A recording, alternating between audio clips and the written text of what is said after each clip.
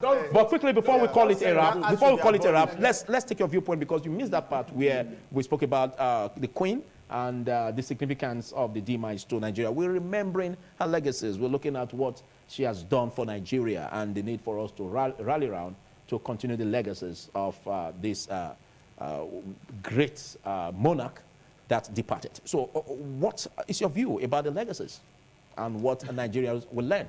Well, what are the legacies to learn from the demise of the Queen? The Queen, they had been the monarchs, in Great Britain, who has a control. They had absolute monarchy at a point before they decided to have checks, parliamentary checks. Now, when they had sway, they went about a conquest of other civilized societies, which they termed uncivilized on their own part. So if that is what to remember the monarchy for, yes, we're not meant to speak ill of the dead, but that institution by itself brought woes to our people. By the time the British came into Nigeria, Benin specifically, the streets were already well paved. The Benins were already civilized. The Benins had their immigration and custom officers intact. By the time they came in their trade expedition, they were put in check. It was during the Igwe festival. I said, look, we cannot receive this trust at this time. Please go back. Just like now you ask me to go to Great Britain, whether I have a flight, whatever, I don't have a visa. If I move into that place, you will not allow me in. You will arrest me once I land. Illegal entry. I violated the immigration laws. The Benin Kingdom had the immigration laws intact by the time they came in. And we were asked to tarry until that ceremony is over. But I felt they were more civilized than others, and they forced their way in. Was it the Queen? Was it the Queen that did that? Okay. Yes, the Queen must give order, even as we speak. Ceremoniously as we speak now. If you look at the process, of his proclamation of the new king, it takes a process. They must sign certain orders. They must give approvals to certain orders to be taken out. So those expeditions that took place in Benin, the orders were approved by the monarch in England. We approved. So they didn't just come here on their own. They came in here and they were attacked at Ugbine, Captain Phillips and others. Their tombstone is still there. And they say, oh, who are those uncivilized people who could dare? You force your way to their territory, they ask you to go back, you refuse, and then while they try to force your way in, they brought you down, which any immigration officer will do in any other country of the world, even including Great Britain today.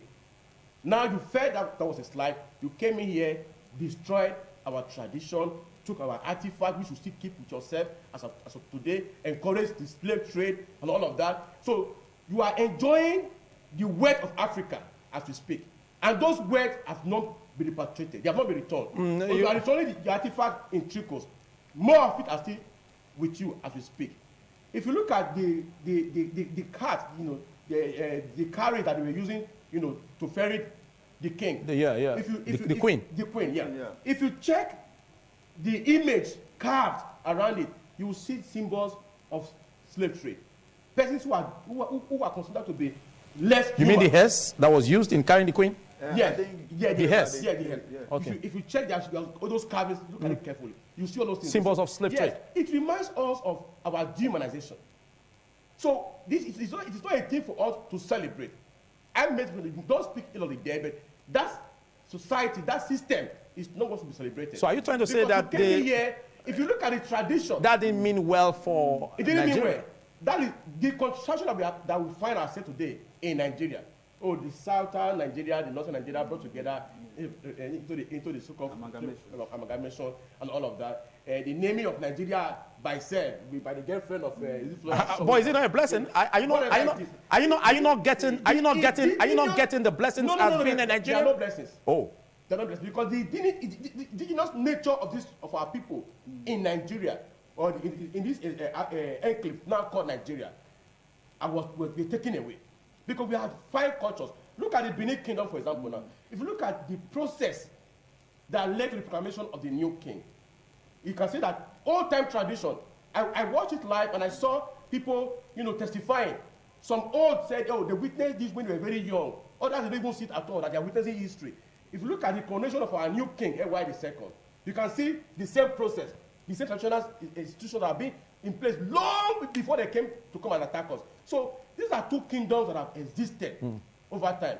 So those conquests, the way they are going to balance that economy, took our weight away and all of that, it is not what we celebrate. I'm surprised even the president said we should fly our flag half-mast. It's like we are still subjecting ourselves, to that colonialism. Okay, you said a lot. You've said a lot. Yes, because we should separate ourselves from all these things. You've said a lot. But it will surprise you that the guests before you, your co-discussants, have different views entirely. Let's start with you in 1 minute.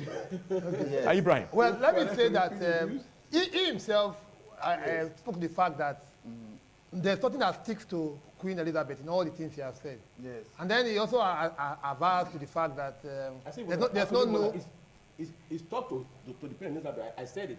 They were absolute monarchs. Yes. As of the times, it is not that power is being withheld out. Okay. Yes. Okay, Brian. Okay, you can. I think in a good conversation, when you speak, you allow others speak. Go ahead. It helps to have you understand each other. Yes. And then you also speak to the fact that the Queen, it's a bet of the death, and then even the enthronement of the new king sticks to tradition. Yes. What does all this shows is that there are a lot of things Nigeria, and indeed Nigerians can learn from the British. In terms of civility. We already civilized. The reverse is the case. Yes. Okay, thank you. You've exhausted your 1 minute. All right. The point is that you are monopolizing the conversation. No, just go ahead. I give you 15 seconds. Go ahead, quickly. I think that whereas there are so many issues, and nobody closed their eyes, I'm a political scientist. Nobody closed their eyes to our turgid history, relationship with Britain. Yes. But the reality is that the Queen Elizabeth, as an individual, as a monarch, had some of these issues that we are so accusing. I mentioned it was in her time that Nigeria became an independent country. She could have fought that. It was in her time they became a republic. Okay. Gave up the constitutional role of head of state. So just to look at the good side. Yeah. Just to look at the good sides, even though we know what colonial rule came with. Okay. Well, in 30 seconds. Yes, in my own view, let me quickly correct something. Queen Elizabeth was actually born 1926. And during the time of this invasion, 1897, yes. That time, I think the parents were actually in the helms of affairs during this period of time. You understand? So she coming into the picture, I think she was just a baby, A child of circumstance. Yes. So now she has to continue from where her parents. Okay. All right. Does that make you to change your mind or thoughts? See, I made it clear that my attack is not against Queen Elizabeth. Okay. Good. Okay. It is the institution, that monarchy that she symbolizes. Exactly. That is what they have passed on to the new king. All right, thank you. Thank you. Big thanks, everyone. Big thanks, Ibrahim. Big thanks, Romeo. Big thanks, Obayuana, for taking our time to give us some ripple effect of this discussion. Thank you. All right, this is where we'll call it a wrap on this. Next is insurance segment. Do stay.